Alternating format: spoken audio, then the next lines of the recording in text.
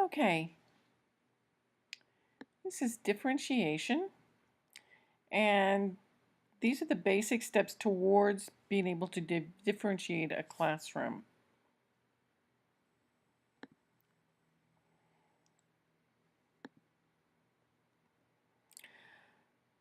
Okay, in this section, in this lesson, you're going to have 3 sections. So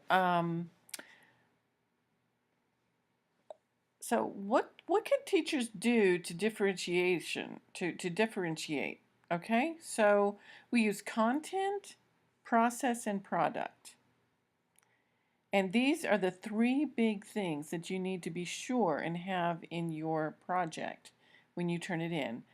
Well, 3 of the many things that you have to have, but everything will fit into one of these 3 categories. It's going to be content, process, or product.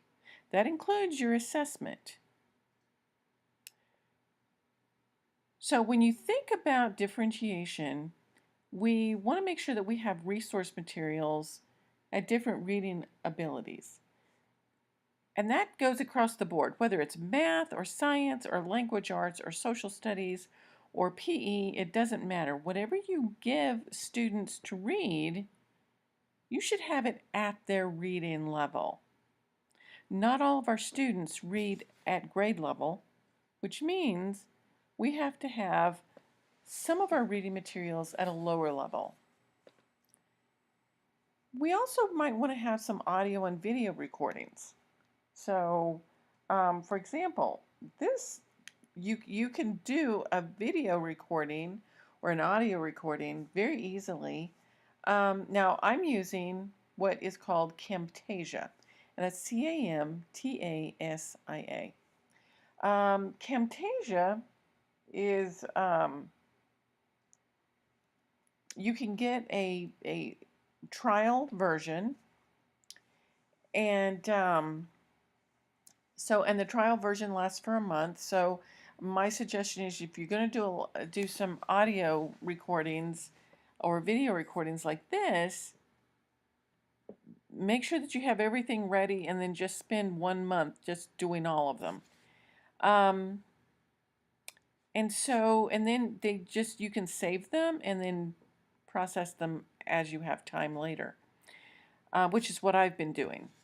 And so say you know that you want to do a flipped classroom. This would be the perfect avenue for doing a flipped classroom.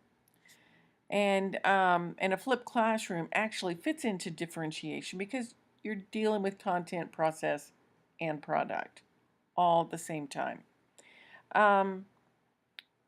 So then look at highlighted vocabulary. You can do that in PowerPoints. You can do that on the board. There's a lot of different ways that you can highlight different types of vocabulary. Using charts and models. Having kids make models is a very hands-on activity. Creating different types of interest centers.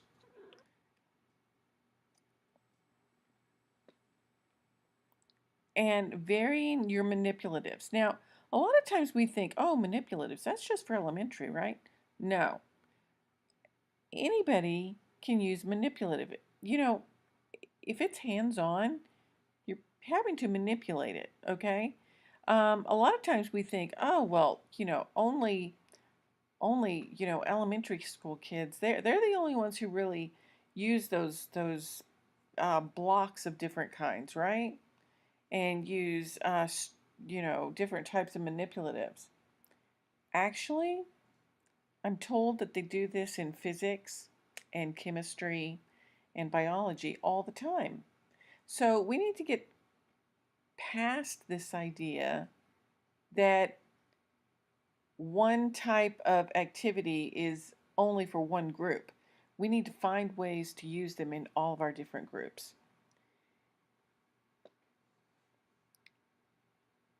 And we also want to make sure that we have peer and adult mentors whenever possible. Okay, so why do we do differentiated instruction? Now, we've talked about this a little bit so far, but it gives students a lot of different ways to access curriculum, and it gives you different ways of doing instruction. So, and as well as assessment. If we only do assessment in one way, students are only going to learn how to be assessed in that one way. So, we want to have a variety of assessment techniques that we can use, not just multiple choice, not just essay, not just short answer, and not just products. We want to have a combination of all of those things. So we want students to be able to interact and participate in all things that we're doing in the classroom. Because once they're able to demonstrate what they learn, they're going to be able to teach someone else the same activity.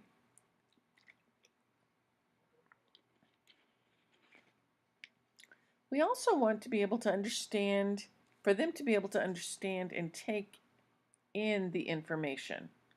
If we don't give them ways to take in information, then it's going to be a lot more difficult for students to um, be able to expand on that information, because that's really what differentiation is for. It's for expanding information.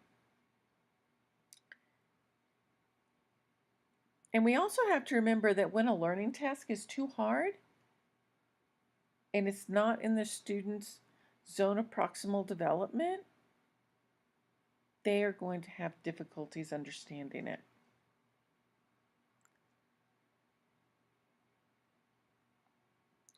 So, in the same way, if students get bored because the information is too easy, they're also going to have difficulties with that as well. So, what is it? It's student-centered. It's a best practice.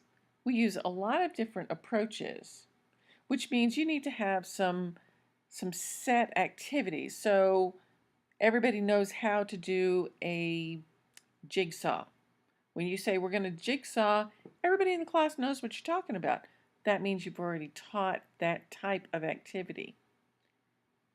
And you want to have 3 or 4 different activities per unit so that everyone is working on the same ideas, but in different ways. So we're going to use multiple approaches. We're going to have a way of thinking and planning, and we're going to use different types of flexible groupings. So in your groups, remember, no more than 4 or 5 in a group, because you have to make sure everyone has a job in that group so that everyone feels a part and connected to each other. So what it isn't 35 different plans for one classroom. It is 4 or 5 different activities that everyone can learn from. It also isn't just one activity or one thing. We have to have a variety of things because we all learn differently. It isn't just a program. So it's not something that you can just click online and you're going to have this wonderful differentiation program that's just going to pop up. This is something you're going to have to put together. And it isn't just a goal. The goal is for everyone to learn. How you go about that for your class is going to be different than the class next door or the class across town teaching the same activities. And it's not going to be just hard questions for some people and easy questions for other people. We have to match questions to interest and ability and topic and product. It's also shouldn't lead to a chaotic classroom. Yeah, the classroom, you're going to have kids talking more. but it shouldn't be chaotic. And you shouldn't just have your groups homogeneously grouped. You shouldn't have all the smart kids in one group because you haven't quite figured out how to put them in other groups yet. We have to make sure that's done by interest and ability, both. Additionally, differentiation is not just free time to draw or to practice your own personal talent. Sometimes differentiation means being in a group because you need to learn how to be with others or because you need to improve your social skills. That could be a goal of differentiation. So we look at cooperative learning groups, um, and sometimes the gifted kid is the one who always gets to be the leader. It needs to be rotated because sometimes our gifted students are not very outgoing. They may not be comfortable with that. And to force that on them is going to make them shut down at one point or another.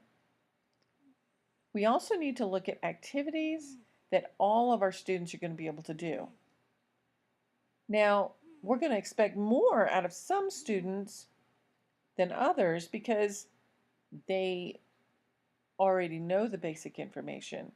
So in order to keep them in their zone, we need to expect more from them. We also need to have interest centers, something that's linked to the core content, and it can be at a complex level, but it's something that they're going to be interested in. So we have to remember that we have different kinds of students in our classrooms. Most of the time, we teach to the middle, and this is your regular or your average learner. So this is anywhere from these are your B and C students for the most part. Because we all know that not every student in our classroom is going to be an A student. Then we have our struggling learners over here, and that might be some of your gen ed kids who are just struggling with the new concept. It could also be some of your students with special education needs. Now your advanced learners, this could be your high-end average learners or your talented, but it could also be a student who just happens to have had experience with that particular activity before. So they were particularly good at it. And it could also be your gifted group.